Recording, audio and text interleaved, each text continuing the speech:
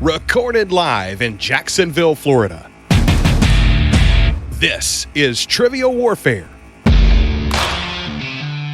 More than just a pub quiz, Trivia Warfare is your gateway to a worldwide trivia community.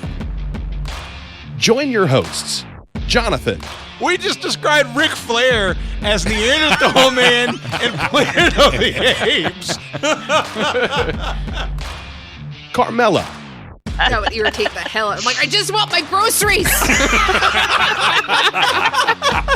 My ice cream is melting. Ben. 4 halogens in that list? Oh my God. You're like, it's not the halogens. I'm like, no, Ben, no. Those damn halogens got me again. Aaron. I haven't started cooking more, but I have started thinking about cooking more, so I've looked at a lot of recipes for things. Mostly cocktails. Zahkia. I'm a very happy evil genius. Yeah. And Nick. For all the listeners out there, if you spend enough money, you can be where I am today. And the rest of the Trivia Warfare Army for another week of fun and games. Now here's your host, Jonathan Oakes. Hey guys, welcome back to Trivia Warfare. This is the Black History Month episode. So we have a very special surprise for all of you. I probably shouldn't say surprise. I don't know what I'm supposed to say here. So anyway, my name's Ben. And I am here today with some very illustrious guests who are going to navigate through this Black History trivia. So first up, I have Mr. Robert Everett. Good morning, Robert. What up, though? What up, though? So Detroit of you. So Detroit of you. Glad to be back. Yes, absolutely. I also have Sekou Benson. Good morning, Sekou. What's up? How's it going, Ben? I'm good, man. I'm good. Thanks for having me on my show. Oh, no problem at all, man. Next up, we have Mr. Dean Bratton. Hey, Dean. Hello. It's good to be here in the house once again. All right. Awesome. And then last but certainly not least, we have, one of our resident Trivia Warfare princesses, Zahkia Mendoza. Good morning, Zahkia. Good morning. It's so cold in the D. It is very cold in the D. I'm not there, but I will take the word for it. She ain't lying. So cold. If y'all can believe this, the low was in the 20s last week here in Florida, if y'all can believe it. So we've been getting a taste, okay? And I got the space heaters going right now in my house, so just so y'all know. Listen, it's 68 degrees inside my house, okay? So just saying. Okay. But has it snowed? It don't have to snow to be cold. Sure. Just like you ain't got to be dark to be black. Come on now. All right, Ask so Ariana Grande. Ask Mariah Carey. Sometimes, especially ask her kids. But anyway, what I want to give an opportunity for those who aren't regulars on the show, for our audience to get to know you a little bit better. So, Robert, we'll start with you. Tell everybody where you're from and something interesting about you. Good day, everyone. My name is Robert. I am from Detroit. Pretty much, I don't know, there's a whole lot going on lately. There's too much. I'm a project manager by day, a pub trivia host for Sporkle by night. And if I guess anyone sees the video or sees me that is in this booth, I have decided to take on the task of becoming a voice actor. So I have been taking some classes over the last year. Got some coaching that's lined up for 2025. And basically trying to get into the corporate narration arena of voiceover, but not walking away from the possibility of doing character voices as well. So I've been working on that a little bit as well. Detroiter, married. We've got 3 kids running around in this house. 2 are now adults. All girls, so 19, 18, and 16. I have 2 stepdaughters, 25 and 19 as well, along with a new grandbaby. Yeah, I am a grandfather now. Wow, congratulations. Thank you. Had to decide on what my grandfather name was going to be, so I decided to go with grandfather in Swahili, which is Babu. So that is I am Babu to the little. I think I want to say that he's like 5, maybe. I think he's like 5, 6 months old right now. His name's Kai, and so he's a little cutie. So it's awesome. it's weird because like I never had kids in this house younger than 9, and here I am with this 6-month-old just like looking at me like, oh, you're all right. Congratulations to you, Robert. And I want to encourage everybody. Please send up your prayers to Robert. He's got 6 women in his house. Surrounded. That man needs prayer. That's all I'm gonna say about that. Thank you so much, Rob. No idea. The amount of pads and Monistat I've had to buy. And Midol. Yeah, I know where it is. Rob will never win an argument ever again in this house. That's just I don't try. What? I don't even fight. I just give up. Yes. They just said, okay. That's it. Okay. Next up, we have Sekou. Sekou, why don't you tell everybody where you're from and something interesting about you? So my name is Sekou. I'm from the Detroit area. I do host my Trivia Live show every Tuesday. I also play with Robert on Wednesdays. I've been doing pub trivia for the last 13 years. Also, I work for the state of Michigan in my full-time job with taxes. I don't have any children, but I do have 2 nieces that I adore. One of them, I got her a Princess Tiana costume, and the other one is 15, and I don't know, so much extensive stuff, like those Marc Jacobs tote bags and stuff she wanted. Mm-hmm. Oh, yeah. Anybody that's dealing with daughters or small female children, you already know, bro. Another thing I like to do is do emoji puzzles. I think I posted a few of them, on the My Trivia Live group. So that's kind of a part-time thing I've done. I still trying to figure out how to make money off of them. So that's about it about me. So awesome. Yeah, I would be terrible at emoji puzzles, mostly because I don't know what half of them even are. So I need emoji translation sometimes to figure out what you're trying to say to me. But awesome. Well, thanks for being on the show, man. Appreciate it. Thank you. And then last but not least, Dean. First of all, nobody knows where you are now because you move around so much. So why don't you tell everybody where you're from and something interesting about you? Good morning. I was just about to get into that. Dean Bratton. I'm from Diamond Bar, California. I always represent Diamond Bar. I can start there because since I retired from the Army, I retired in El Paso. Then I went to Minneapolis. Then next I was in Nashville. Now I'm in Fayetteville, but I'm not going to be here much longer because I got another job lined up. I might end up in Omaha, Nebraska, but I'm hoping I'm going to get this job in Augusta, and then I can settle. Then from now on, when you contact me, I'll be in Augusta, and I ain't going nowhere, but we'll see about that. But yeah, that's me. I'm a traveling man right now, trying to find myself, I guess, but I'm going to find it. Are you sowing your royal oats while you're to sow his royal oats? I haven't been to Queens yet. All right. Okay. All right. Well, Dean, I was going to tell you, come to Detroit. So it just kind of evens out this call, but Detroit doesn't need any oats around here. So that's not me. That is not even me. Don't listen to man. Listen, my oat fields have been fully extracted. So. Oh my goodness. Oh, I'm sorry. Was that too much information? Do y'all know me? All right. So on that note, let's get into Warm It Up, Chris. It's time to warm it up on Trivial Warfare today. And there's only one person who can warm it up for the TWA. And that's Chris. And sometimes Jonathan. All right. So for today's Warm It Up, Chris is brought to you by me. We're going to test your R&B lyrics knowledge. All right. So just calm down. I'm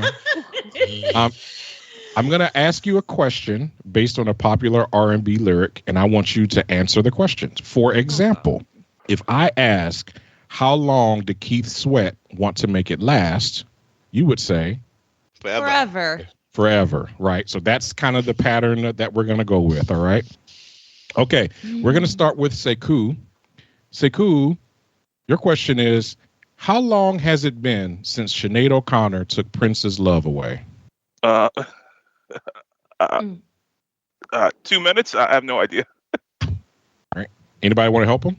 Is it 7 hours and 16 days? I am not a lyrics person, but like you're going to get a bunch of It's mishmash. okay. You're close.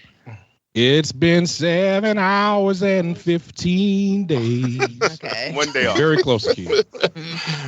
All right, Robert, you're up next. Oh boy. Okay. What happens every time LTD turns around? The song's in my head. Every time I turned around, something did go in. Back in love. Yes. Back in love again. Dude, that scanning you did. That's a level. That's something you can only get on Trivial Warfare, right? You can't get that anywhere else, right? Because it's authentic. He wasn't making that up, okay? Yeah, correct answer is Back in Love Again. All right, Zahkia, I'm confident you'll get this one. Are you? Yes, I am. Okay. What time was it when Usher was in his drop top cruising the streets? Okay, you're right. It's 7 o'clock on a dot. I'm in my drop top, cruising the streets. Yeah. I got it. Okay, I'll stop. But yes. No, I was going to let you go. It's fine with me. I don't care. All right. Well, for everyone else, yes. I do know that one, yes. Indeed. Yes, good job. All right, Dean, I think you'll get this one. All right. If Shy ever falls in love again, what will they be sure of? Of course, I know these. Okay, hold on. Yeah, just sing it out, man. Sing it out.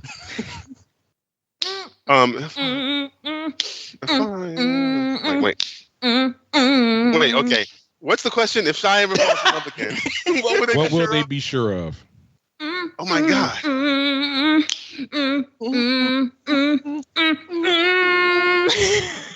Okay, I'm blanking out because I can't even do the lyrics in my head. It's okay. Help him out, Zahkia. I'll be sure that the lady is just up there. Yeah, that's the name of that's the title of the song. Okay, I'm not gonna miss anymore. That's it. All right, let's go. No, you're good. You're good. Don't leave us, Dean. Don't leave us. I'm not. All right, top of the order. Sekou. This is like late 70s, early 80s, okay? What time does the Gap Band have to get up?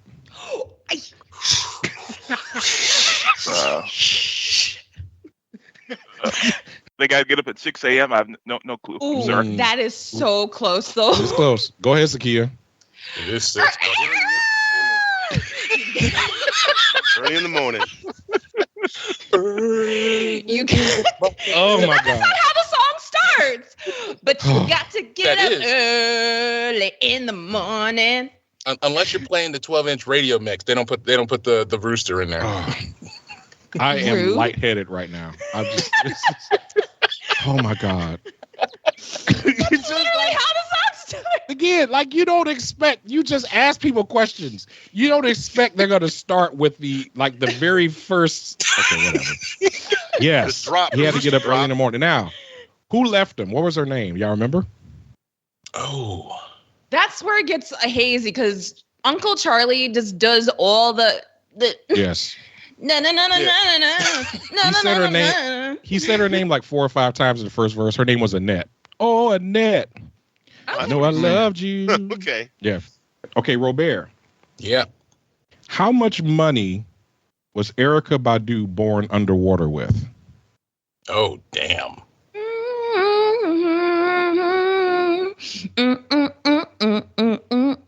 I want to point out the person who said they were not a lyrics person It's all up is killing it right now. I'm just humming. All right, Zahkia, help him out. Yeah, do it, because all I got is Tyrone in my head right now. So it's I was born underwater with $3.06. $3, Yep. 6 dimes. $3.06, right? Now they may laugh because they did not do their math. All right. well, they were told there would be no math. Well, yes, that's true. I guess it's my fault. All right, Zahkia. Okay. According to Bone Thugs and Harmony, what day is it? Wake up, wake up, wake up. It's the first of the month. Get up, get up, get up, get up, get up. There you go. Yes, good job. First of the month. Now, Dean. Send it. If you want to prove to Destiny's Child that you ain't running game, what should you do? Oh, man.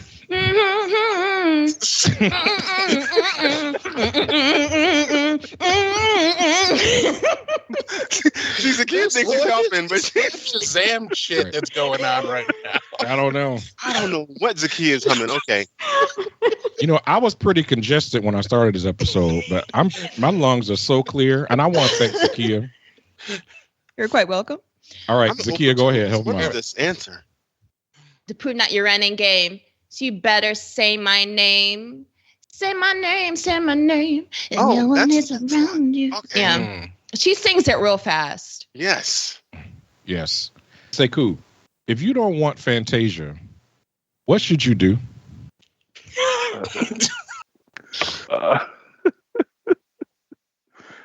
Get a white woman? I have no idea. Shots fired. I have a comment in my mind. I'm not sure if I should say it. I'm gonna keep it to myself just this one time. Personally, I feel attacked. That was the comment I was gonna make. So now that you said it, I feel okay. Like, listen, it works for some of us, okay? It works for some of us, okay? Robert had a happy ending, all right? All right, does anyone know the answer? Dean does. No, Okay, I go ahead, thought I Dean. did, but I thought it was from When I See, but it's not the song I'm thinking of either. So Fantasia said, if you don't want me, then don't talk to me. Go ahead and free yourself. So if you don't want Fantasia, don't talk to her. That's fair. Good for you, Fantasia. Yeah, there you go. Robert. Yep. Now this is a relative of mine, so I feel very strongly about these lyrics.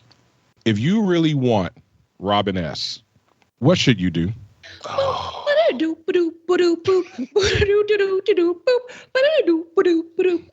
I'm hoping that's the right background. I think it is. I'm failing on this one. You are not a house head, Robert, in the city of Detroit? Yeah, I don't have it. Go with it. Go ahead, Zahkia. Baby, if you want me, Ah, damn it. you got to show me love. That's Indeed. right. So quick commentary here. Her most recent time that she got married, I was at her wedding because she is cousins and best friends with my wife's mother. That was the most incredible reception because she is actually very close friends with Crystal Waters and CeCe Peniston. Oh my And God. okay. So they were both at the reception and they both sang their hit songs. It was amazing. gotta be Just hype. incredible. Yeah. Just incredible. I would have lost my mind. I would have passed out and not enjoyed that wedding. Zahkia, what was T-Pain trying to buy that girl? I'ma buy you a drink. He says it's not ooh wee. He says it's and then, but it's ooh wee. I'm gonna take you home with me. Got money in the bag. Yeah, he's gonna buy her a drink. Yes, Shot a a snack. drink. Yes. A drink. Yes. It is, and it is drink with an A, like D-R-A-N-K. Yep. All right, Dean. Okay. Don't overthink this one. I'm not. Where was Mary J. Blige going? One word. Down? Down. Yes. Yes. I was like, I know all Mary J's hits. Come on now. All right. Hip hop soul. Yes. Sekou, we're going to stay with Mary J. According to Mary J., what is banned from being brought to the dancery?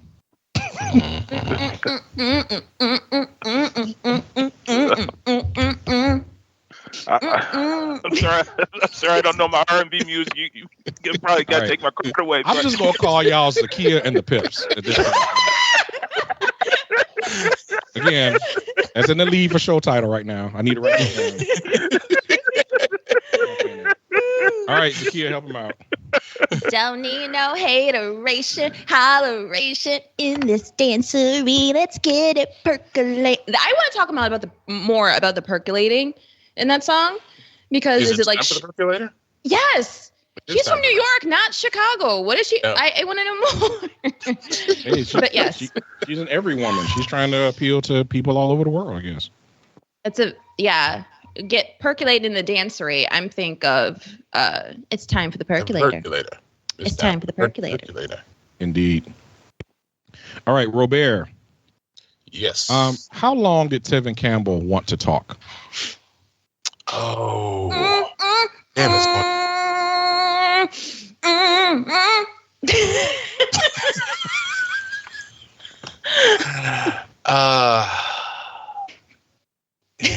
no.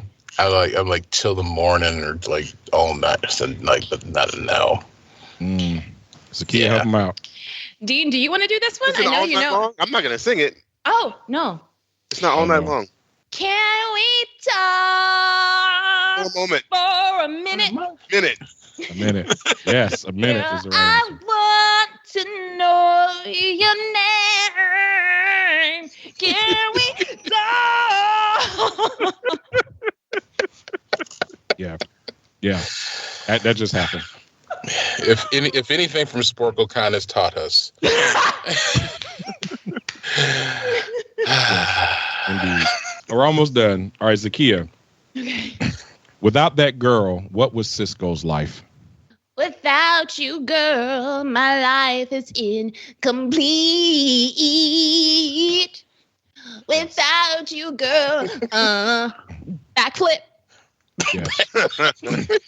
So Cisco, was researching earlier. Cisco graduated from the Karen Clark Sheard School of Oversinging. So Yes. just so y'all knew that. That's a fun fact. I believe Charlie Wilson is also an alumni of that school. Hey, All right. don't hate on either of them. But quick note on Cisco. Mhm. I think a perfect trivia name, if you're ever playing in Baltimore, is the Drew Hills Have Eyes. Ah, yes. I like it. Yeah, That's actually I like a good that, name yeah. anywhere, but yes, Baltimore especially. Yes. And Dean's going to round us out. All right. How far away was Drew Hill from eternity? I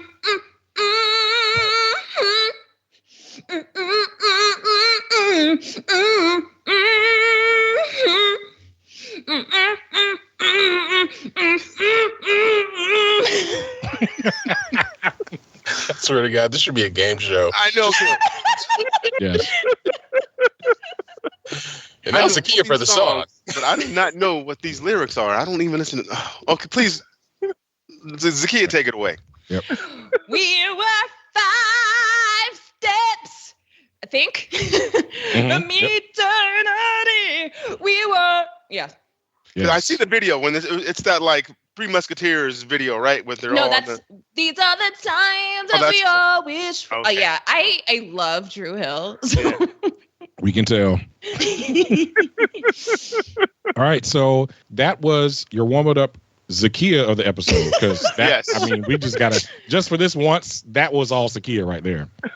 The block is hot. The block is hot. Indeed it is. So our teams are going to be Dean and Robert versus Zahkia and Sekou, and it's time to play the game. Players. Oh, yeah.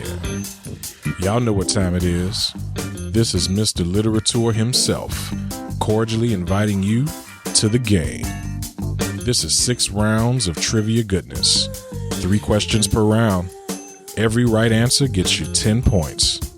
In the middle, we'll take a pause for the cause and ask a midpoint question worth up to 20 juicy points. After round 6, you can wager any or all those points you've been building up and take a shot at the final round. It's a series of theme-based questions we call the Gauntlet. It's just that easy, baby. But this game ain't gonna play itself, players. Let's get it on. All right, now before we get into the game, I want to let our audience know we are implementing a new rule in Trivial Warfare that will apply to this show. We're calling it the Sherlock Holmes rule. The way this works is each team will get one opportunity throughout the game to invoke their Sherlock Holmes rule. And to invoke this, they will say, we are Sherlocking it in. All right. Here's how the rule works. When I read the category name, if you think that you know the answer to the question that I'm about to ask, you can submit that answer to me privately. And if after I read the question, your final answer matches your initial guess, we will award you 5 bonus points. All right. So you have the opportunity to do that once on this episode. Each team will get the opportunity to do that. So let me know if you're invoking and say you're Sherlocking it in, and I will record your answer privately. All right. Everybody good on that? Yep. Yes. Yep. Okay. And I have themes for these rounds, except the first one. The first one doesn't have a theme. It's just random stuff. But your round 1, question 1 category is science. Science.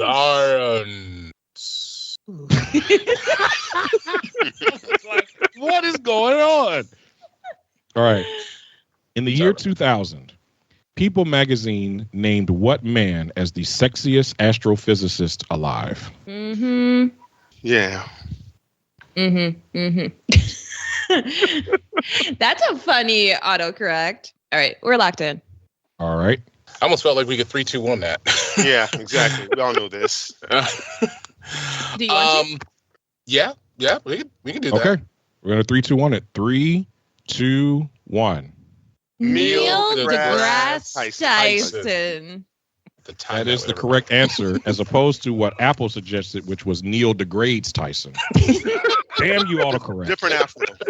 Yes, indeed. Why you gotta degrade me like that, Neil? Right, exactly. Yes, Neil deGrasse Tyson, or as my dad insists on calling him, Neil deGrasse. He does not like adding the Tyson at the end. Like the full name is Neil deGrasse Tyson. You know, my bud. Slick back. You got to make the whole thing. Yes. Oh, yeah. It's like a Tribe Called Quest. All right, so yes, both teams are correct. It is Neil deGrasse Tyson. Round 1, question 2, your category is Ben wants you to murder a hit. Hey. Oh. All right, so I've got a lot of flavor text for you here. Ben wants you to sing any part of this 2003 mega hit, reaching number 1 on the Billboard Hot 100. The song's album went on to win Album of the Year at the Grammys, and Newsweek called it the best album of the decade in 2009. All right, here are your lyrics. Especially the big girls. Big girls need love too. No discrimination here, squirrel. All right, we're locked in. Robert, y'all can talk it out. Please, for the love of God, say what you said in text. Oh. All right. So basically, we were just kind of going back and we are just trying to think of something, just trying to think of anything. I was just sitting here just with a blank, and Dean sent Will Smith, and so I don't know. Sometimes I'm drinking my haterade a little bit in the morning, and so my response to that was album of the decade. That dude can't win a participation trophy. Yeah, especially now. Mean, especially now. I mean, none of his songs slap. I mean, just Oh my goodness. so really just no clue. But I'm thinking 2009, and so it led me to. Oh, great! I got to sing this, don't I? All right. So basically, we came up with. I like the way you move. I like the way you move. That's all you're getting. Ooh, I can't forget that part. You got to do that part if you're going to go that far. Got to do that part. Okay, so Robin and Dean are locked in. Zahkia and Sekou, what did you say? This is wild because we chose the other half of that album. The squirrel part feels a little bit more Andre than Big Boy. to me. And Sekou, I feel like you could have Sherlocked this in because you came in quick with the Outcast album. What made you think of that? I just thought the year, and I know it was, very, prominent, around that time, won a lot of awards. So, yeah, no, it's fair. So I think it's up to me to do the singing. I'm gonna go with "Let Me Some Sugar." I am your neighbor. Shake it, shake it, shake it like a Polaroid picture. Shake it, shake it like a. Hey, there we go.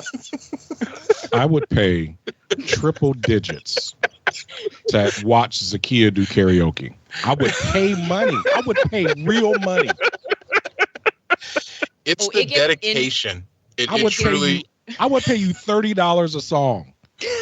I would pay real money. That is amazing. I have been in karaoke contests. Indeed. And I lost to a guy who looks and sounds exactly like Bruno Mars, but that's fine. Karaoke is not just about how you sound. It's overall entertainment value. Like, people don't understand. But anyway, I digress. All right, so Sekou and Zahkia locked in with Hey Ya, Robert and Robert and Dean locked in with The Way You Move. And so your correct answer is, and I'll do a little bit of these lyrics, especially the big girls need love too. No discrimination here, squirrel. So keep your hands off my cheeks so I can study how you ride the beat, you big freak. I love the way you move. Not. Yeah. Great job, Robert and Dean.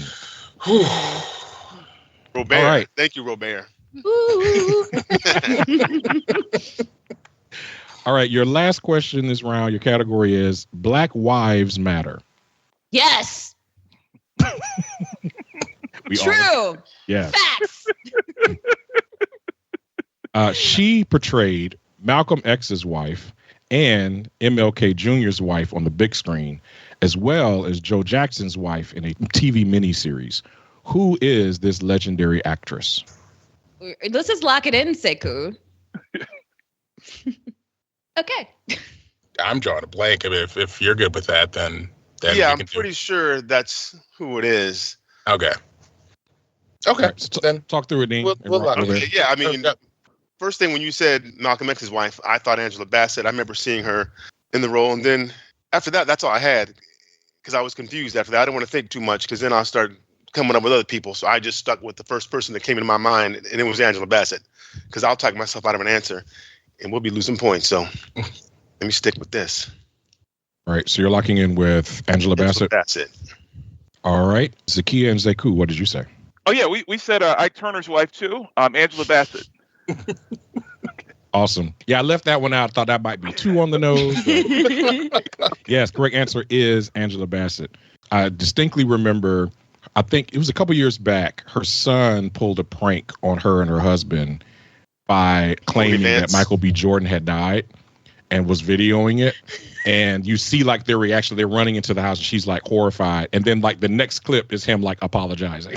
Like, man, come on, man. Like, all of us knew you can't play with your mama like that. She's everybody's mama. Mm-hmm. How you gonna do that? So anyway. Did you not see Waiting to Exhale? What you did?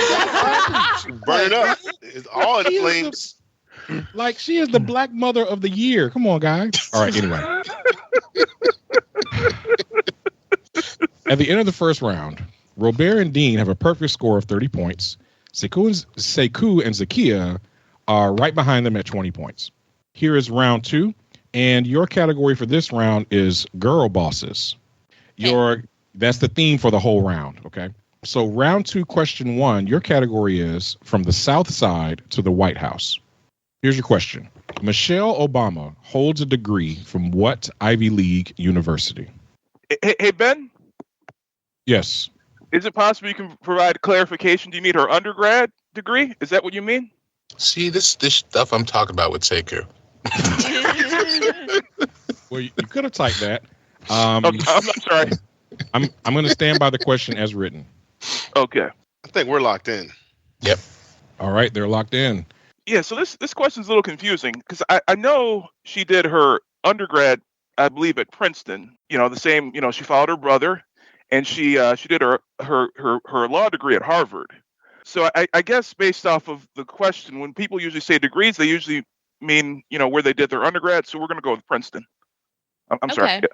No. I mean, because I was thinking the same thing, that I think she met.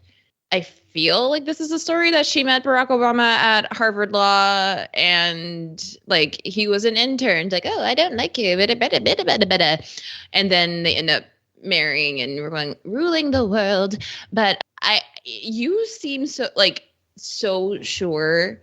Like she followed her brother. That is like, these details, you might know them. So I'm inclined to trust you, and we can go with Princeton for undergrad. All right, so you're locking in Princeton. Robert and Dean, what did you say? Yeah, we locked in with Princeton too, because I was in the same flavor text that Sekou had as far as what her brother, I knew the connection was there, and that's what I was making too. So I typed in Princeton, and we stuck with that. Sekou, I think he sniffed out my dirty little trick that I had here.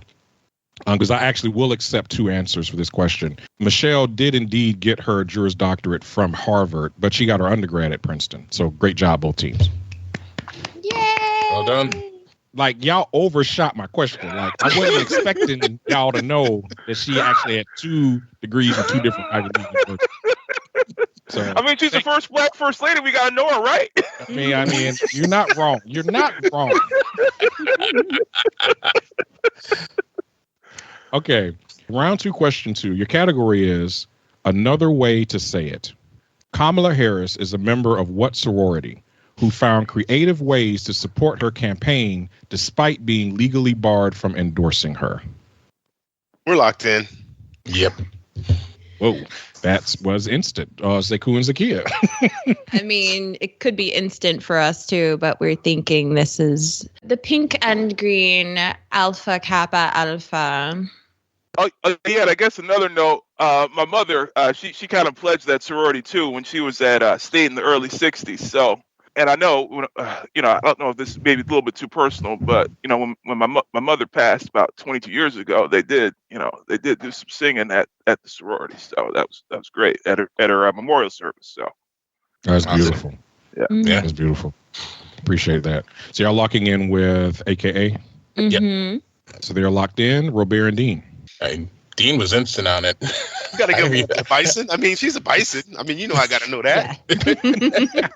HU. So, I said AKA right off the bat. So that's what we're staying with. That's what we're sticking with. Awesome. I did provide a clue that y'all didn't need in the category, another way to say it, because another way to say something is AKA. It is indeed AKA. Mm-hmm. And for flavor text, the reason why the sorority can't directly support a campaign is because their 501c status prevents them from directly endorsing a political candidate, in case y'all were wondering about that. Okay. And the last thing I want to say is if someone is from a fraternity or sorority, they will let you know anyone that has any success that's a part of that organization. So if you have a relative that was an AKA or a Delta, you will know every famous AKA or Delta. Okay, just so y'all know. All right. All right. Your last question in the round is from pink and green to crimson and cream. Keisha Lance Bottoms, a graduate of Florida A&M University and hometown hero, became the 60th mayor of what city in 2018? Locked in. They're locked in again. Like I can't even read questions. All right, Sekou and Zahkia, talk it out. So I'm trying to figure, like, crimson and cream are Kappas, right? So Keisha Lance Bottoms, but Atlanta. Wasn't she the mayor of Atlanta? yeah. I definitely remember her seeing. I mean, you can't forget seeing her on television. Woo, okay. If she is who I think she's pretty. I'm just trying to think of Black women mayors, and Atlanta has had one, San Francisco, Washington, D.C., Chicago, and I think this is Atlanta, I think. Yeah, hopefully Detroit will have one soon. Mary Sheffield, but yeah. We're going with Atlanta. Yes. All right, so y'all locking in with Atlanta? Yeah. Yes. All right, Robert and Dean. We shall see about Sheffield.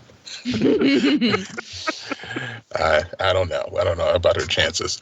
Dean was very quick on that one as well, and it pretty much with Keisha Lance Bottoms. We've definitely seen her on TV. Yeah, she all right. You got your vote. Got my vote. So he's holding back because he knows his wife is probably going to listen to this later, and you got to be kind of modulate that a little bit. Oh, we have our celebrity passes.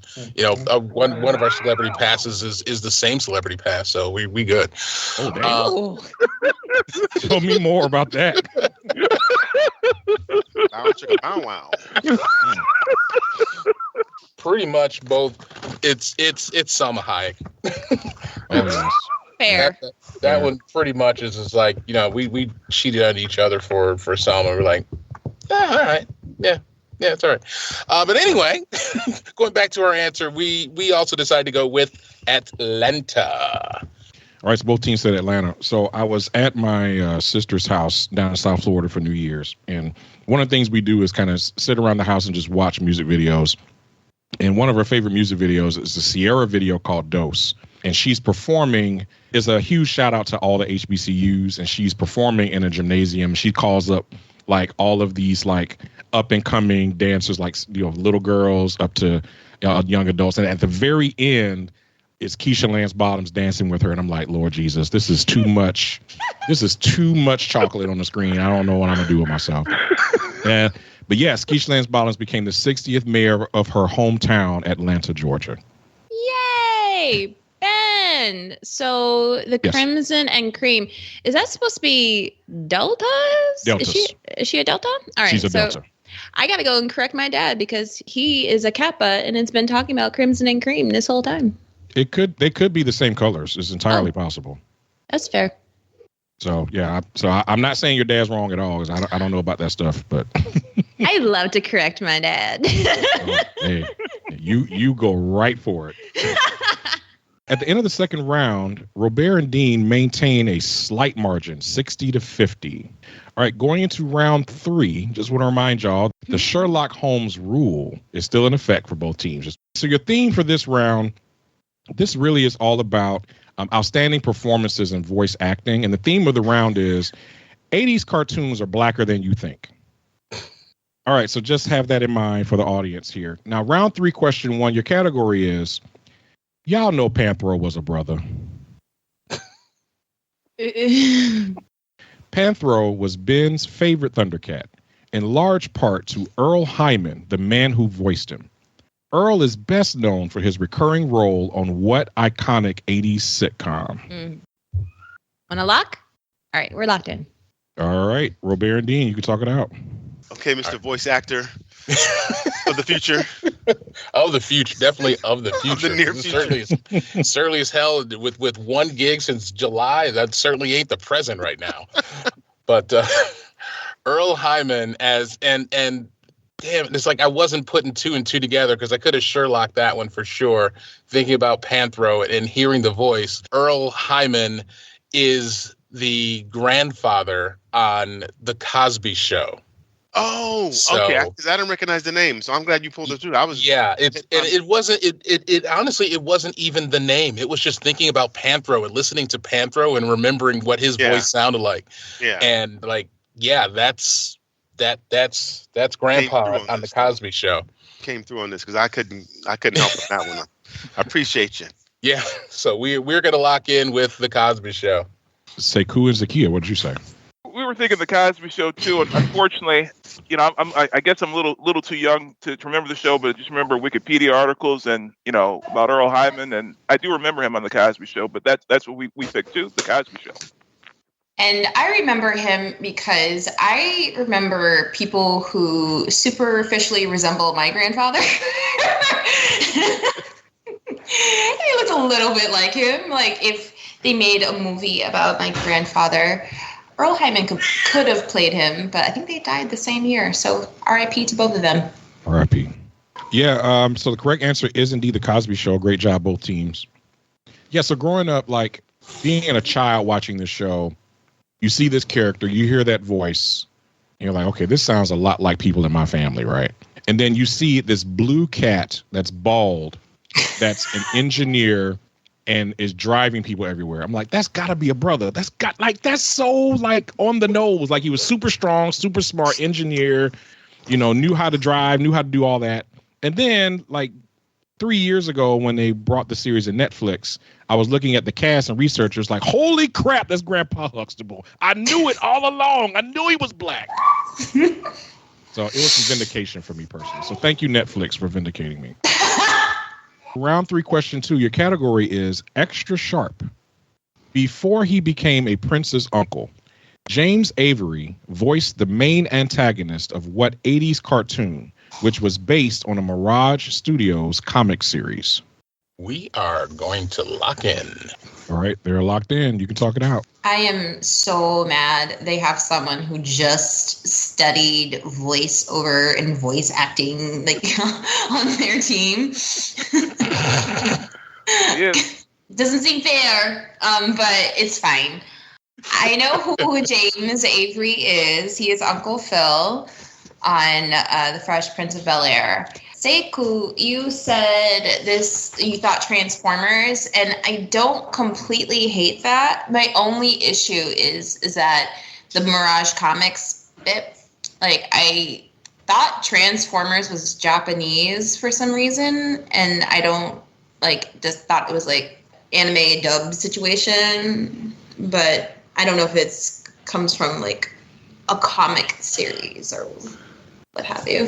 Yeah, I know. I believe Transformers was a comic book. I can't think of any other show.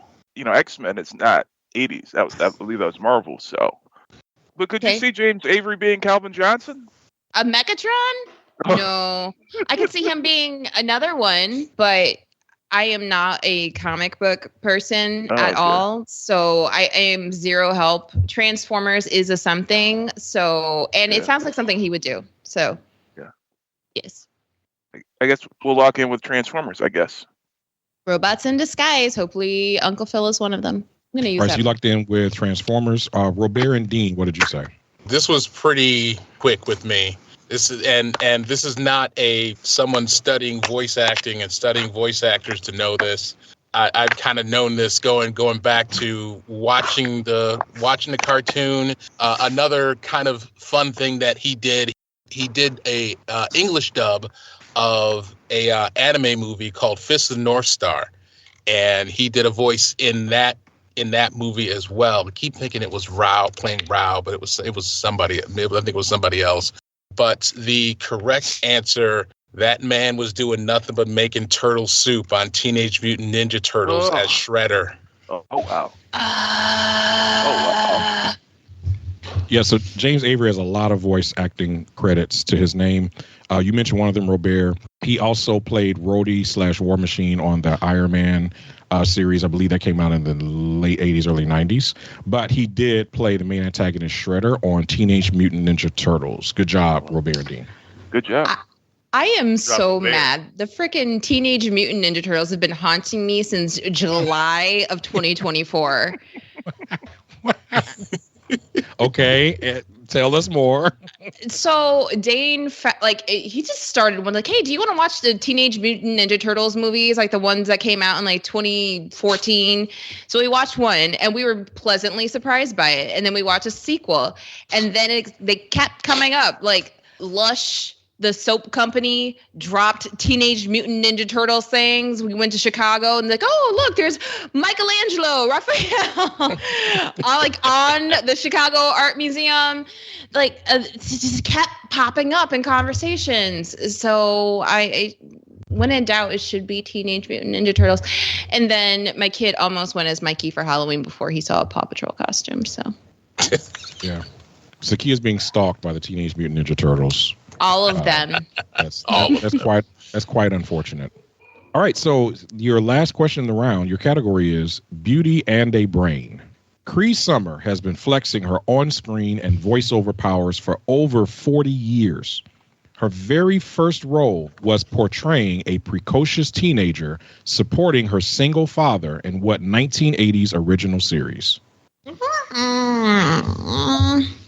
I'll post the category and the question in the chat. Ooh. Ben, I've got a clarifying question. I don't know if you can answer this. Text it to me. Okay. But yeah, text in your chat. I can see it. Okay. The theme of just to remind you, the theme of this category is 80s cartoons are blacker than you think. Just want to reiterate that. I think we're locked in. Sekou and Zahkia are locked in. Robert and Dean, you can talk it out.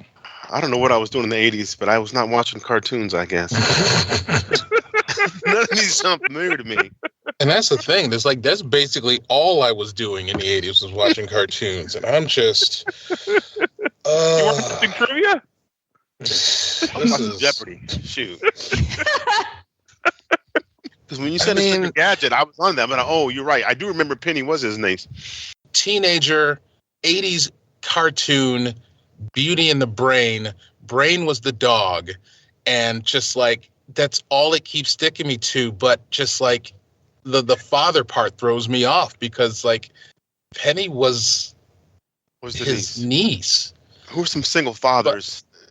Because I can't think of any cartoon that had a single dad in it. That's all I got. So I think we're just going to stick with it. So we're gonna lock in with Inspector Gadget. I'm not happy about it, but I'm gonna stick with it. All right. So mea culpa. Ben goofed on this question. I did not research this thoroughly enough, and I didn't want it to affect your team. I'm looking for Inspector Gadget. Yes. Robert is correct that Penny is indeed his niece and not his daughter. So that's on Ben. I'm not sure how we're going to handle that in post. The question should have read, her very first role was portraying a precocious teenager supporting her uncle. That is how the correct wording of the question should be. I am going to award credit to both teams because it did not negatively impact Zahkia, and I would not allow it to negatively impact Robert and Dean. Yeah. So the correct answer is Inspector Gadget. Cool. We'll take it. Cool. Yep. And nice I will pull, take nice pull. I will take my flogging from Jonathan later. All right. So at the end of the third round, Robert and Dean, you have 90. Sekou and Zahkia, you have 70. Okay. So we're going to get into the midpoint. Your category is musical ebonics. So for 5 points each, I want you to identify these 4 song titles that contain the word Thang, Thang. I'm going to give you the name of the artist and the year the song was released, and I want you to tell me what song title that contains the word Thang. Your first one is, and I'll give you all of these in chat, Dr. Dre, 1992. Next is Jermaine Dupri featuring Jay-Z, 1998. Your third one is Juvenile, also in 1998. And finally, Paul Russell in 2023. Robert and Dean are locked in. Yeah. So one is Nothing But a G Thing, baby. I know that for sure. 3 is Back That Thang Up, but that's the radio version. Back That Beep Up is the actual version, but Thang does count there, I would assume. I don't know if there's another Juvenile 1998 song. So the 2 I am struggling with, right, are Jermaine Dupri and Jay-Z. I am not the biggest fan of either of them, if I'm being real. Jermaine Dupri, when I'm trying to isolate him by himself, songs I can think of, well, he's never really by himself, but songs by him. I think that Welcome to Atlanta song is Jermaine Dupri and a bunch of other people from Atlanta, so it's not that, and it's no Thang. Ooh, no Thang. It's no Thang. It's your thing. I wish that was on there. And other one is I Got to Have It.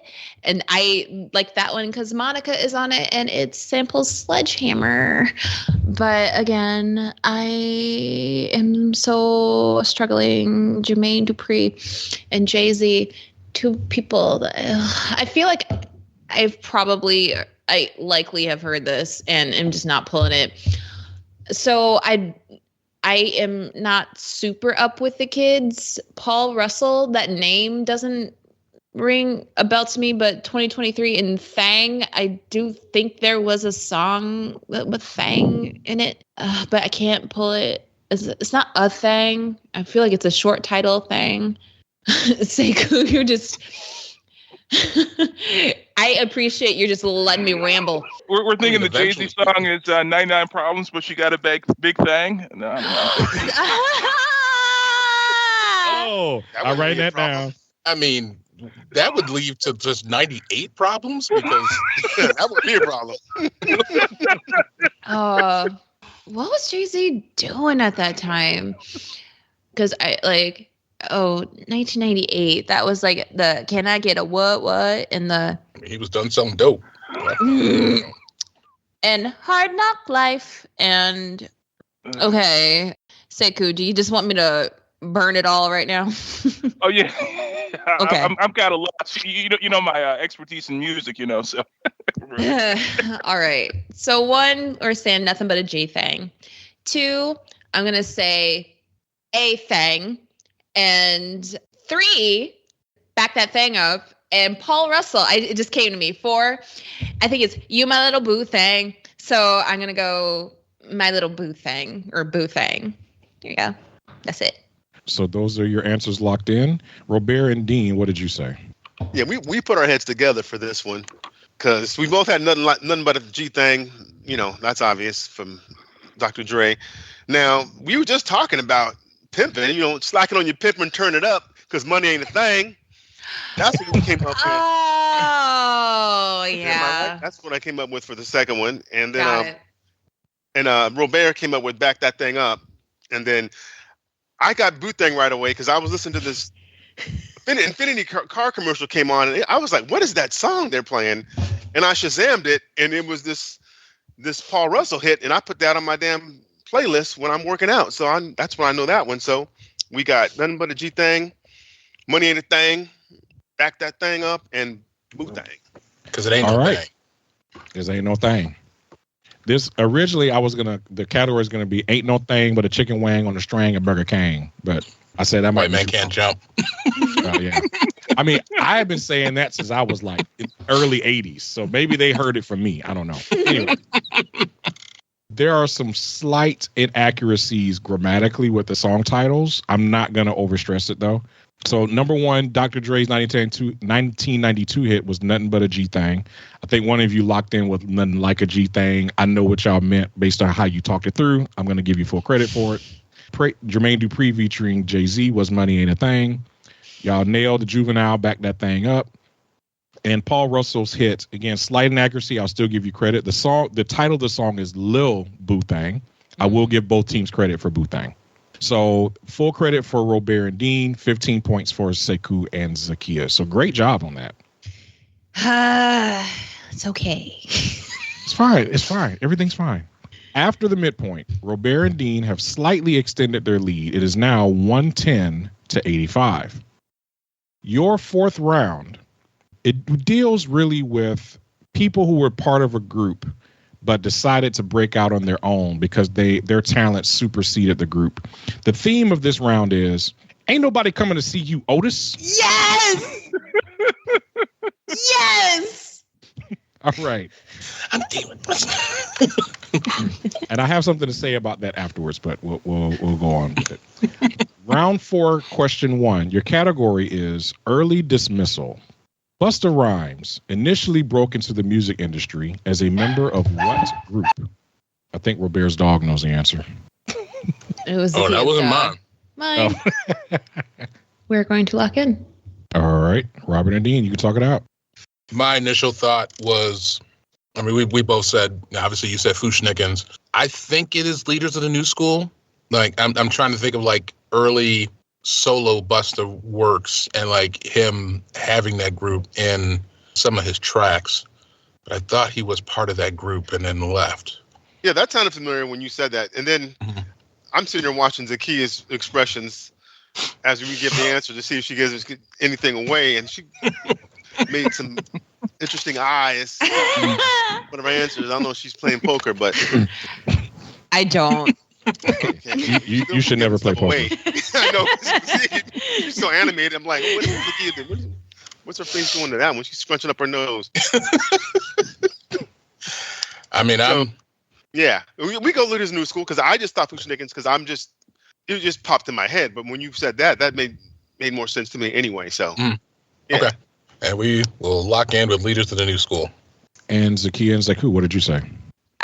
Neither of those. I don't know if Bussa Bus made this group after he broke out solo, or if this is just his record label or something he called out all the time. But we said the Flip Mode Squad. Here's the Flip Mode Squad. Before Busta Rhymes became... Oh, Dean. He's like, Dean. Yeah, we've lost Dean.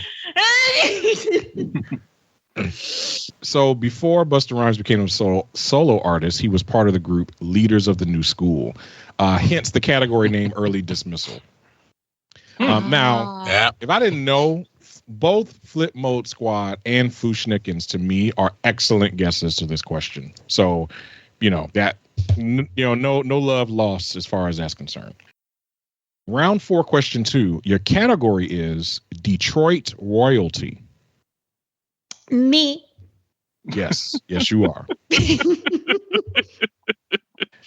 All right, here's your question. Before Fred Hammond got radical for Christ, and even before he co-founded the group Commissioned, he played bass guitar for what legendary group? Hey, do you want to lock it in? Okay, they're locked in. So, Robert and Dean, you can talk it out. This is killing me. Detroit bands. I'm like, I know it's not the White Stripes because that's the only Detroit band I can think of at the moment, and that's not helping. So, because you said Detroit, so every band I'm thinking of is from Minneapolis because they had all those bands. Ohio players are from Ohio. Never mind.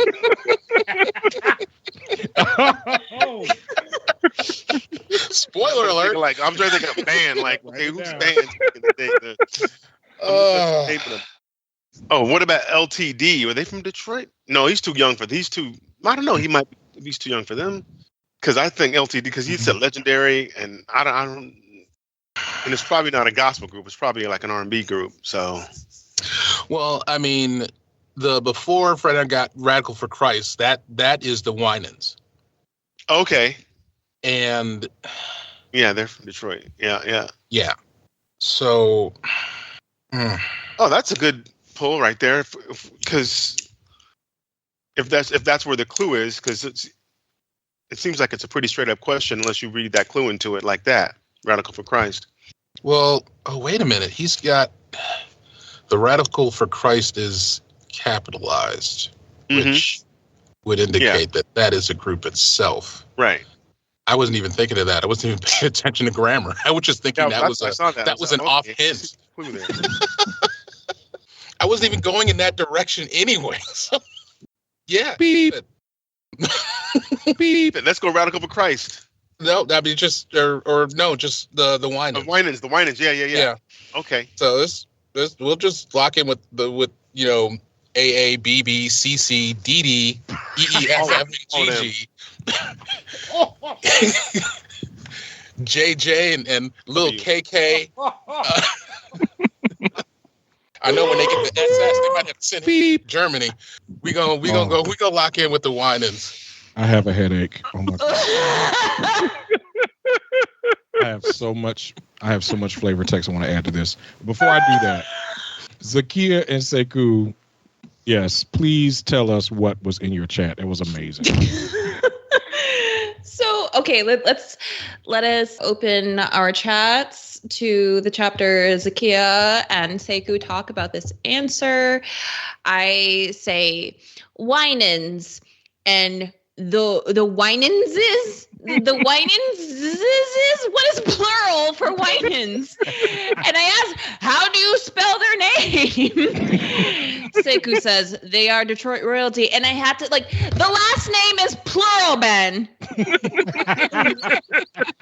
And then Rob adds on, they decide to like make all their first name cutesy. Papa Winans, Mama Winans, BBCC, ABCDEFG Winans. Ziz. Girl, so confusing. But as someone whose dad force feeds us the BB and CC Winans Christmas album every year, there's no way I was going to miss this. It's the Winans. So first of all, correct answer is the Winans. Let's get that out the way. I'm writing down answers, and the Winans is so great, but we do have a rule that we don't want to include a correct answer in a show title, so we might not be able to use it for that reason. Well, I was going to say, as far as Detroit royalty, when you're talking about Detroit legendary groups that are gospel in Detroit, to me, it's two names. It's the Clarks and it's the Winans. Those are the two kings and queens of Detroit gospel, right? So, I was happy to include this question. I've been following Commission since their very first album in the early 80s. So I'm a massive stan for Commission, all of the members. And I can't say enough about what probably will be our show title, which is Ohio Players Are From Ohio.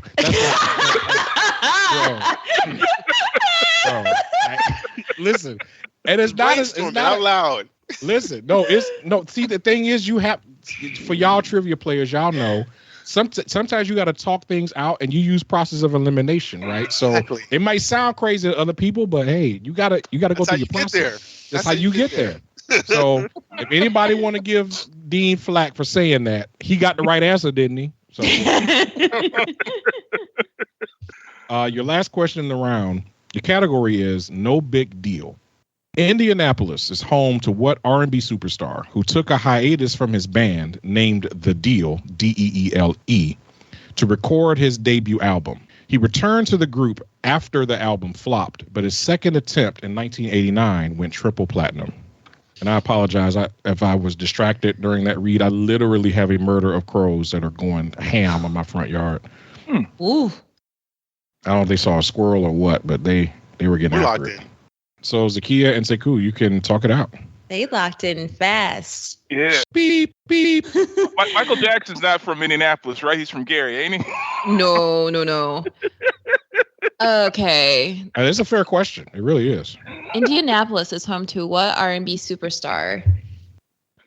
The band called The Deal and returned, and then R&B from Indianapolis that had a 1989 triple platinum.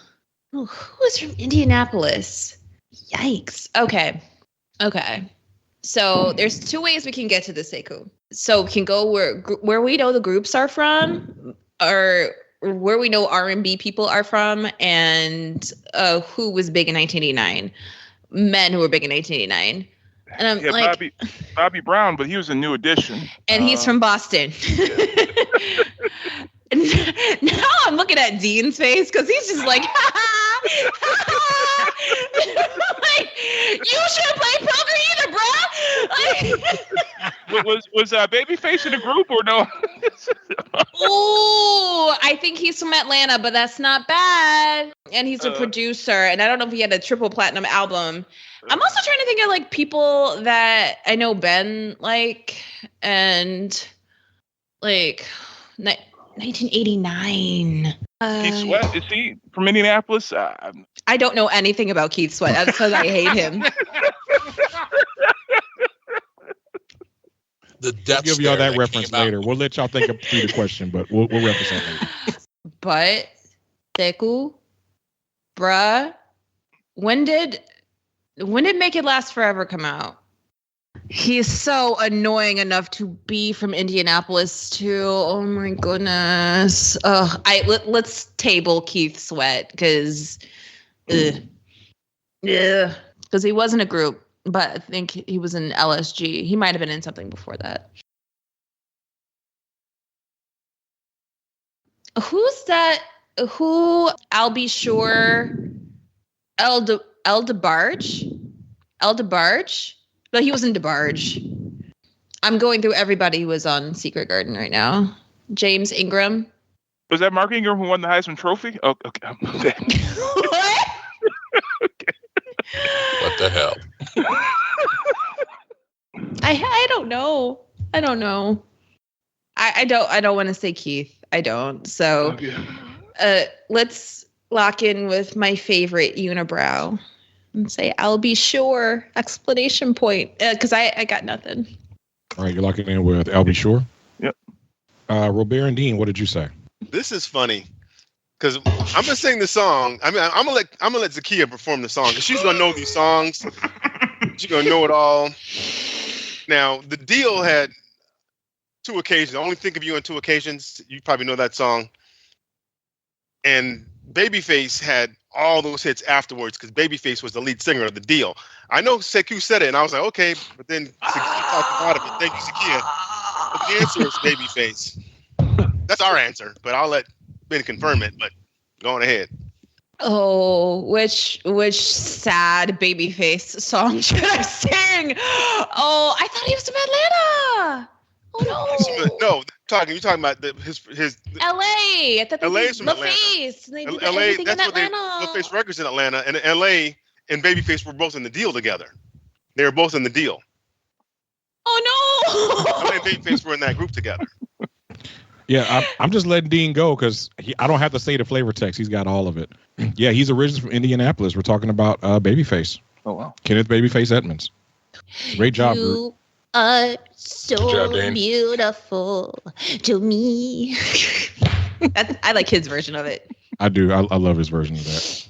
So, at the end of the 4th round, Robert and Dean, they're riding those rails. They got 140 points. However, Sekou and Zahkia, you're not out of it. You got 95. So this is still a competitive game. Ben, every time you say our names, I feel like you're about to like merge them. We're just gonna be It's like Sekou. How dare y'all have non-Christian names? I mean, S and Z are similar sounds. There's a K in the middle. Like, is this a thing? Yeah, I have cousins on my mom's side.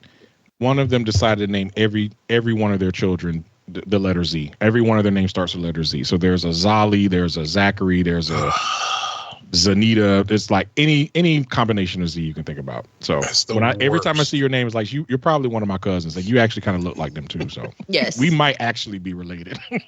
I mean, I would love that. Let's make it happen. You already have the same birthday, so. Yes.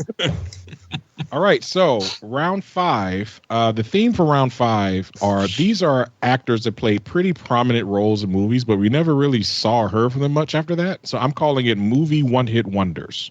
Round 5, question 1. Your category is lots of sparks. Jordan Sparks earned top billing for what 2012 movie, which was a remake of the 1976 original starring Irene Cara? Yep. Well, we're locked in. It's also my favorite cameo ballad, this title, if I'm thinking of it right. So we got Sparkle, like sparkle in your eyes, that joint right there. So we came up with Sparkle. All right, and Sekou and Zahkia, what you say? Sekou and Zahkia. You see what I did? Right? Y'all, the other team, what y'all say? So I believe in the original with Irene Cara, the older sister was played by Lynette McKee, I think. She is a childhood friend of my dad's. What up?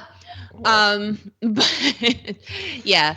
I also saw the Jordan Sparks version. It is Sparkle. Yeah, doing my research, I went back and watched clips from the original Sparkle. And Irene Cara is up there singing Hooked on Your Love. And I'm like, Jesus.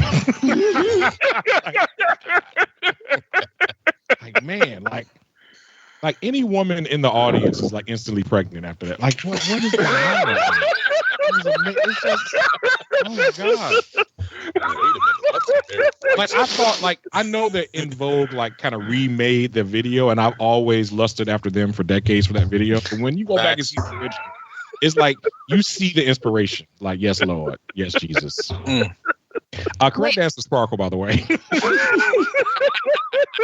Was it Irene Cara or Lynette that sang it? Because I believe Irene Cara sang the lead on Hooked on Your Love. Yeah. Okay.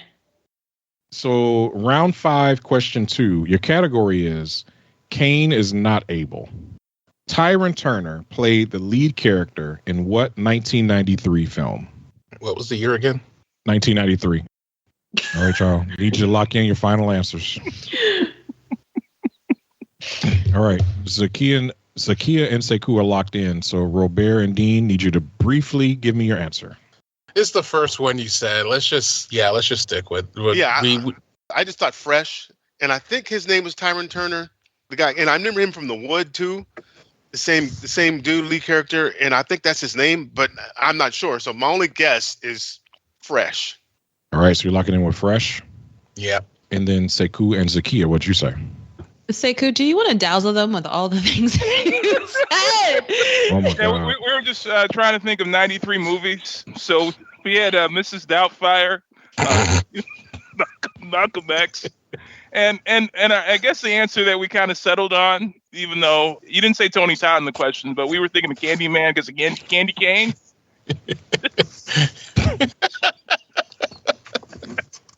He's not. So you locked in with Candyman. Yeah, I mean, wouldn't that be wild if Mrs. Doubtfire was the answer in the Black History Month question? Like, I don't even recall a single black person in that movie at all. None. Zero. And I love that movie. Now, the closest is probably Harvey Fierstein, because I think he's probably got some Latin or something. But other than that, There's as many black people at Miss Doubtfire as an episode of Friends. There were more in Friends. At Living least single Aisha superhero. Tyler was there. Yeah. True. All right, so 10 points to Ravenclaw. And I realized I didn't point this out earlier, but this breaks Robert and Dean's undefeated streak on this episode. So this is the first one you got wrong. I wrote this one a little hard. I probably should give you a little more info. So the category is Cain is not able. And it's said like that because Cain, who is a lead character, takes a whole lot of bullets to the chest in the final scene of this movie. It is Menace to Society. Damn. I've seen that movie so many times. His name is Cain. I'm tripping. All right. You got me. You know what? Beep. Right. Yeah, you know what, right? Writing it down. Right. Still looking for this in the police station. On a hunt. Amazing. Okay. So your final question in the round, your category is the best ability is availability.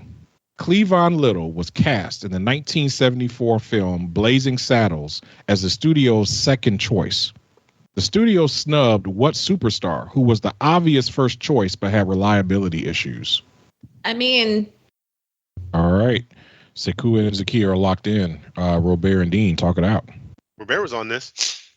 I mean, there's a reason why he wasn't reliable, but thinking about, Blazing Saddles, that is my dad's all-time favorite movie. He will watch that any chance he can. And it just seems to make sense that, while Cleavon Little did a very good job in that movie, we're talking about Gene Wilder's boy, and they were just like thick as thieves, like doing movies. So I immediately went to the greatest comedian of all time, Mr. Richard Pryor. There it is. You locked in with Richard Pryor. Sekou and Zahkia, what did you say? Yeah, we knew he wasn't available. He was doing that white stuff, going out in the slopes. So we said Richard Pryor too. Oh, he was drawing lines, all right. Straight up Super G. When y'all posted in the chat, he was going skiing frequently. It immediately triggered Superman 3 in my mind, where Richard Pryor was literally skiing on the like this is so meta happening in my mind right now. Your answer is, of course, Richard Pryor. If you think about your 5 greatest black comedians of all time, and you ask all 5 of them who's the greatest black comedian of all time, all 5 of them say Richard Pryor. Like it's not. This is not a debate or a discussion. He is the best. He's the GOAT, right?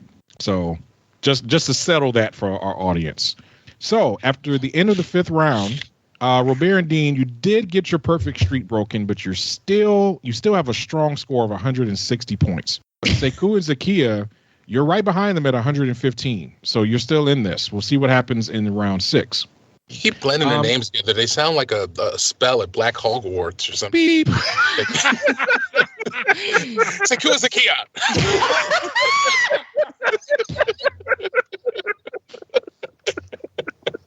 A spell at Black Hogwarts. Yep. I just want to review the show titles that I put down so far. Zahkia and the Pips. Ohio players are from Ohio. 99 problems, but she got a big thing. And a spell at Black Hogwarts. That's going to be hard. I'm going to have to submit that for a vote to like the steering committee. Like that's pretty rough. And we're not even done yet. There may be more. That is fair. All right. Round 6 is all about sports ball. Sports balls. I'm looking at Dean because last year I forced him to make Abdul-Jabbar. Oh no! I remember that. You know how many people sent me just some pictures? I just said, I'm gonna let her have it. She's a lady. I'm gonna let her have it. Yep. Haunted. Never forget. Oh my She God. lit Canton on fire that day. Oh my God. Round 6, question 1. Your category is by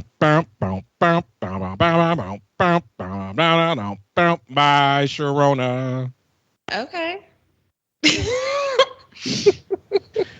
Sharon Moore is riding high off of a massive bowl win in his first season as head coach of what university? Gosh.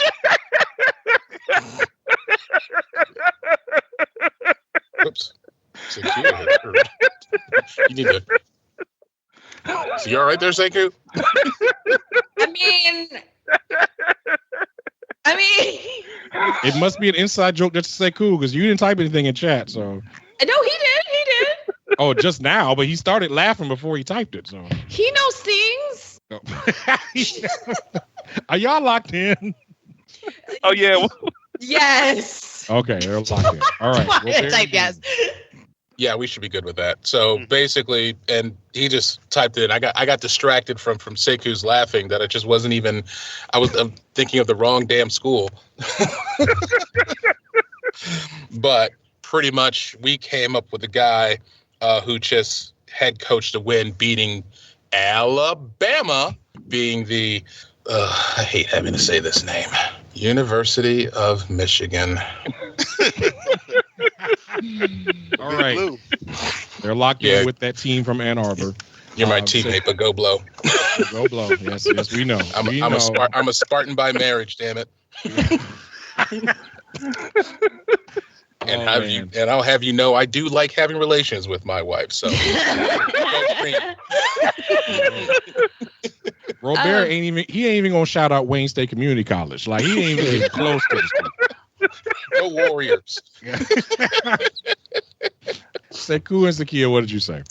I know Zahkia is a Spartan, so I know this was probably a hard one for her. But you know, this is this school is near and true to my heart. First black coach, Sharon Moore. Got to go with the Michigan Wolverines. Sekou, it's fine. I am a Spartan for life, but I'm a Wolverine by employment. I had to know this. So, yep, UMich. Yeah, it is the University of Michigan. Y'all said all over the flavor text. Like both teams got it right. Round 6, question 2. Your category is the Olympics. In 1988, who became the first black athlete to win a medal at the Winter Olympics? I don't like Dean's sureness about this. Oh, we're locked in. All right, they're locked in. Robert and Dean, you can talk it out. I think it's Janetta Flowers. Is her last name Flowers? I know she's a bobsledder. I know she went to University of Alabama, Birmingham, because I read about her the other day. Because I want to say Janetta Flowers. Mm-hmm. Yeah, because I'm thinking Shani Davis was Davis I came up with because that was the speed skater, Shani Davis.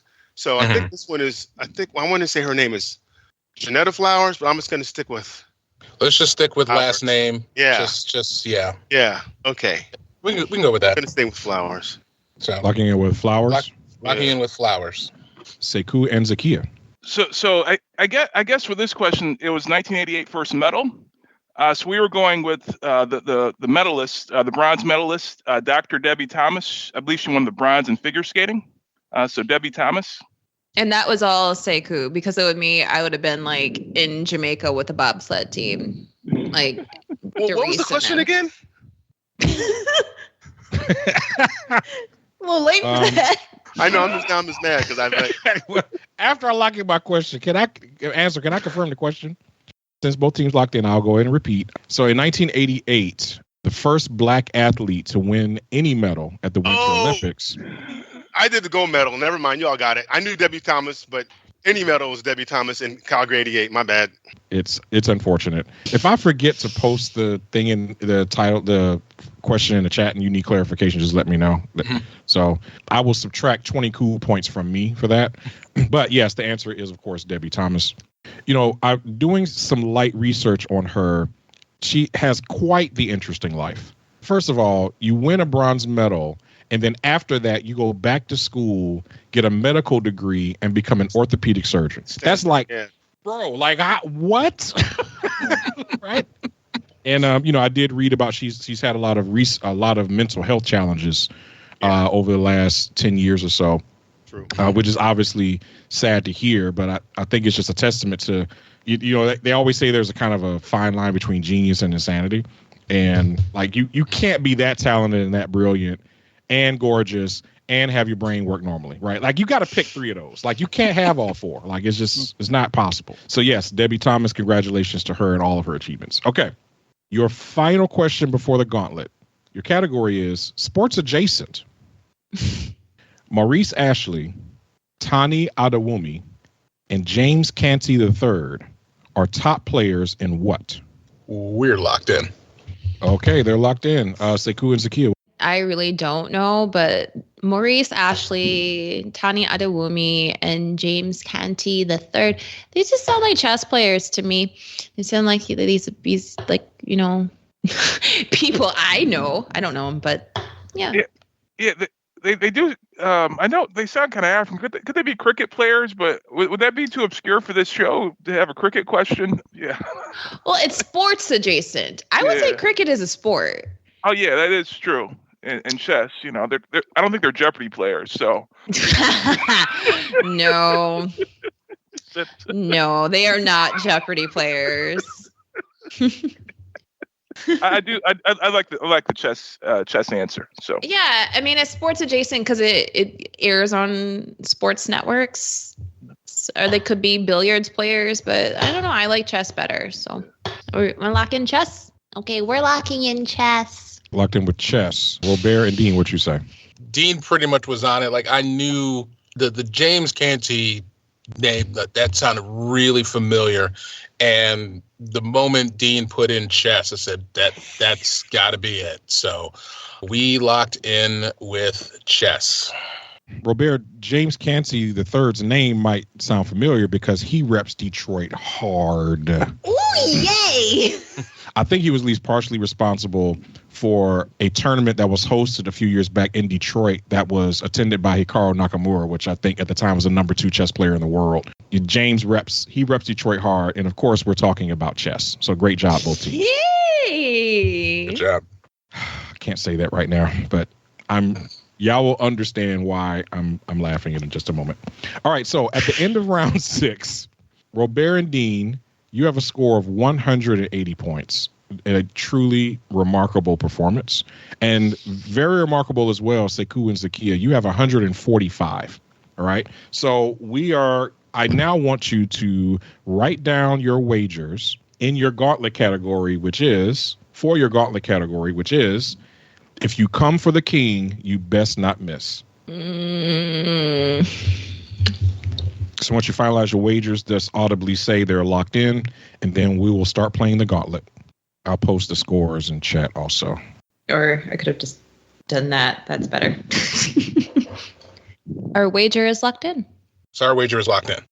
Here is the first question in your gauntlet. If you come for the king, you'd best not miss. In 2023, LeBron James dethroned what NBA Hall of Famer to become the NBA's all-time scoring leader? Put it in the chat, please.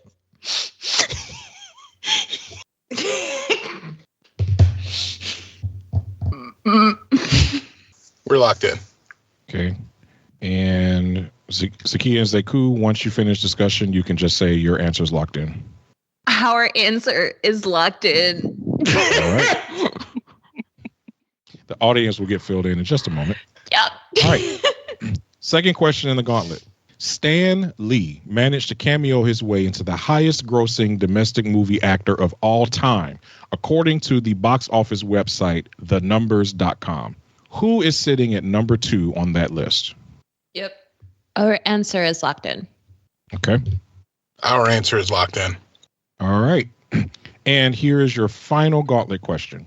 In 2017, Haitian American artist Basquiat posthumously claimed the record for the most expensive work of art by an American artist. Name his close friend who posthumously usurped him 5 years later, whose 1964 work sold for nearly $200 million. Cool. We're locked in. We are also locked in. So, 2023, LeBron James dethroned what NBA Hall of Famer to become the NBA's all-time leading scorer? Sekou and Zahkia, what did you say? Mr. Lou Alcindor or Kareem Abdul-Jabbar. I'm not going to miss this. I'm not going to miss this 2 years in a row. Go with Karl Malone.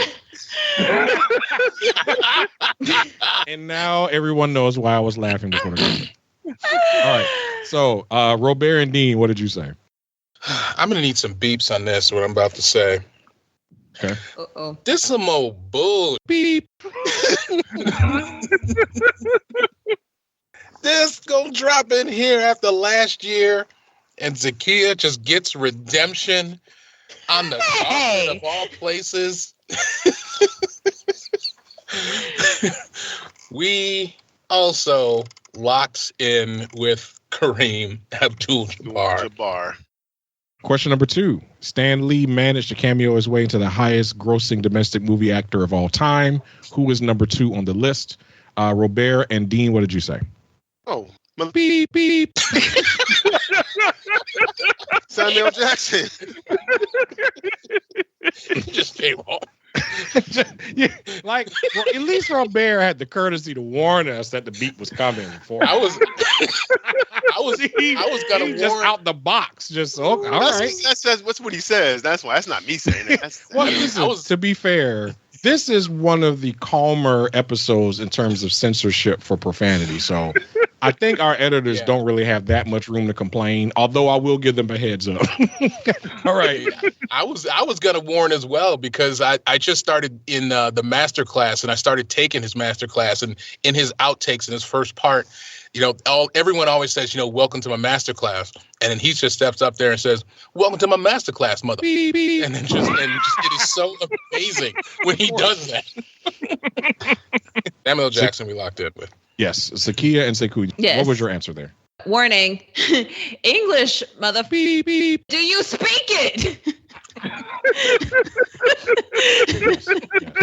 I deserve that. Samuel L. Jackson. Yes, that's what we locked in with. And the last question. Basquiat was the record holder for the most expensive work of art sold by an American artist. He was usurped 5 years later by what man, his close friend? Zahkia and Sekou, what did you say? Yeah, we were thinking that, I think we heard that he was buddies with Andy Warhol. So that's who we picked, who we locked in with. And Robert and Dean. Yeah, I said Andy Warhol. I remember him. I think I saw the movie with him in it and I think Andy Warhol was portrayed in the film as well. So Andy Warhol is the final answer. So I will read all of your answers back. In 2023, LeBron James did indeed dethrone Karl Malone. Kareem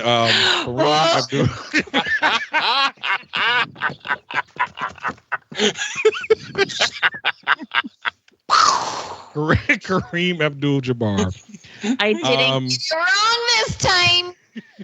you go. Stanley is the highest grossing domestic actor of all time. Number 2 on the list, with still a possibility to pass him, is, of course, Samuel L. Jackson, mother beep, beep. And Basquiat was recently usurped by his very close friend. The painting in question is called Shot Sage Blue Maryland, painted in 1964 by Andy Warhol.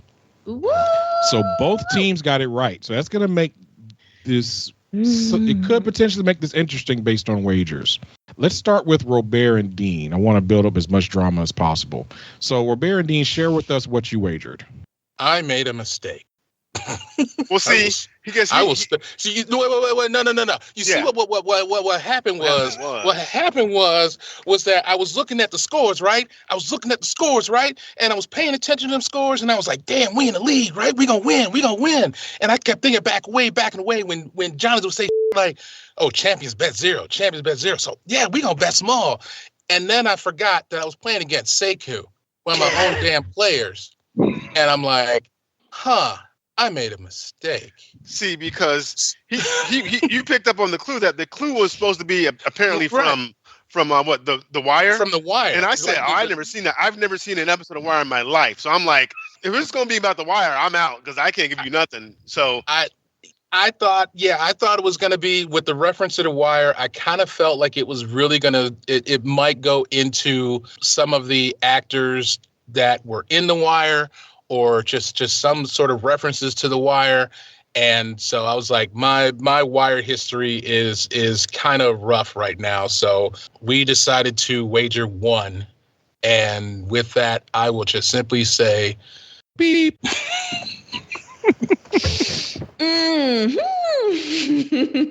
So Robert and Dean, you end with a score of 181. So Sekou and Zahkia, if you wagered more than 36 points, you will be the champions of this episode of Trivial Warfare. So tell everybody what you wagered. Well, first, Sekou, have you ever seen The Wire? I've never seen it before, so you're kind of thinking the same thing. Thank you. So unfortunately, we only wagered 20. With a final score of 181 to 165, your winners today are Robert Everett and Dean Bratton. Congratulations. Good game. Good game. Good game. So one piece of commentary. So to clarify that category, it was referencing black men who were once at the top of something and got usurped by someone else. So someone came for the king and didn't miss, right? Also, some of the feedback, and this isn't necessarily negative. A lot of the feedback that I get from Black History episodes with our fans is, even though I didn't know any of the answers, I thoroughly enjoy listening to this show. And for me, I wanted to make sure, while we are still celebrating Black history and the accomplishments that African Americans have made in the United States, I wanted to recognize that there are a lot of people who are famous and popular for being excellent in something, and not just because of the color of their skin. And so I wanted to write a show that a strong trivia player that may not have great Black history knowledge would still be able to do relatively well and feeling like they know at least some of the answers. So I hope that I have served that purpose. I'm sure I'll be hearing feedback from all of you. So Yeah. y'all are not bashful about giving us feedback about the show. So please feel free to share your feedback about that. So before we go, we do like to extend opportunity for all our guests to do shout outs or promote any causes. I'm actually going to start with Sekou. So I'm hoping when this airs, the Lions will be in the Super Bowl. So, so we're all Detroiters. So hopefully, people watch this after they see, the parade on Woodward. So, Sekou, I agree, but we don't talk about it. We don't want to jinx it. Okay. All right. Thank you, Sekou. Dean, why don't you go next? Well, I was really nervous because, it's Black History Month, and I'm like, if I miss these, am I going to look silly? You wrote a good game, though, Ben, a really good game, like you said, about opening up for general knowledge, and just, that was a great game. I didn't look bad today. That's good. And I just want to, everybody who plays trivia, I always tell people, anybody can play trivia. You know, you meet people, they're always like, I can't play trivia. I can't play. I'm like, no, everybody's got something to offer that's right down your alley, because I suck at music. So come play with me and get all the music questions right, I say. But the point is, trivia's for everybody. I encourage everybody just to play. It's fun. The community is great. We all know each other eventually, and we all know it's wonderful to be around each other. So trivia people are great, and I just want to shout out to trivia in general. That's it. Thanks so much, Dean. And then Rob, go ahead and close us out. I mean, I'm just gonna piggyback on that. I mean, just being a trivia host for the last 11 and a half years has been, one of the greatest things that I've done. I mean, shout out to my wife Dina, because without her and her encouragement to do this and to be on a microphone in a space where before that I used to be afraid of talking in front of people, that I've just enjoyed every time that I've hosted. But it is when I'm hosting that sometimes it's feeling a little Django Unchained in there. Like, I'm the only brother that's in there that's actually playing some trivia and trying to host. And shout out to Sekou, who is one of my few black players who does come out and play. And, I enjoy trivia, but I also would love to enjoy more of, as Mos Def would say, the black delegation to come out and come play some damn trivia. I mean, it's all general stuff. We're not writing about old white dudes anymore. We're not taking away our DEI practices. We got that unlocked. It's staying on. Guess what?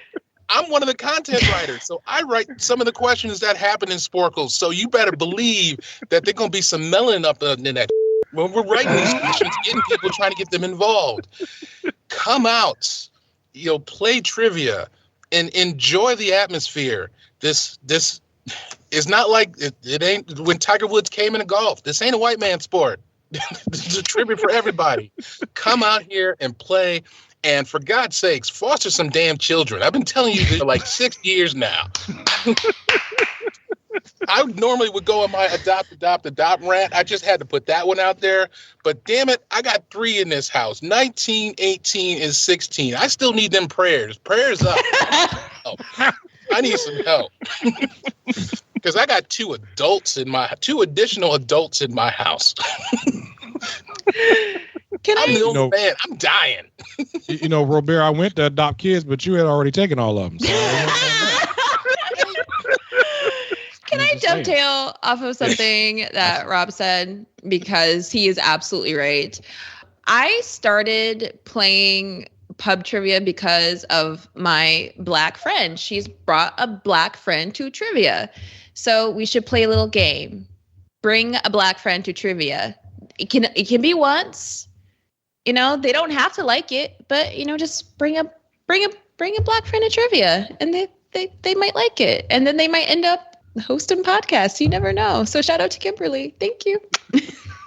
Awesome. Shout out to Kimberly. And that goes for every group, right? Bring a black friend, bring a gay friend, bring a female friend, bring a whatever. This is a space and a category for everybody, because we all contribute. We all do cool things that could potentially become a trivia question. Yes. So the part everybody's invited in the pool, although black people don't actually get in, but we'll talk about that later. So on that note, I know I'm right. For Zahkia, for Robert, for Dean, for Sekou, I'm Ben. This has been another episode of Trivia Warfare, where it's not just trivia, it's war. Bye, guys. Bye. Bye. Peace out. Thanks for listening to Trivial Warfare. Be sure to check out the revamped trivialwarfare.com as your one-stop shop to submit questions, join the community, and get access to over 150 archived episodes. Warm It Up was written and performed by Matthew Stevens. This episode was edited and produced by me, Joel Sharpton. For help with your podcast, visit propodcastingservices.com.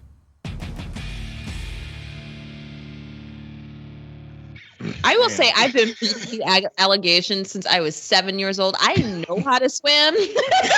Oh, I'm a certified lifeguard, so I'm good. Right? My child knows how to swim. I just love y'all breaking the stereotypes. It's awesome. That's amazing. That's amazing.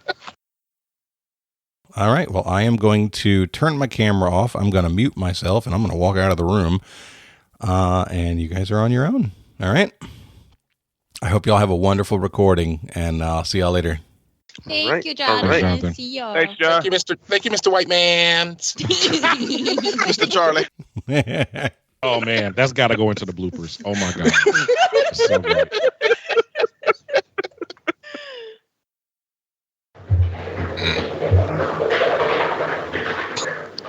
What in the Hanna-Barbera running is?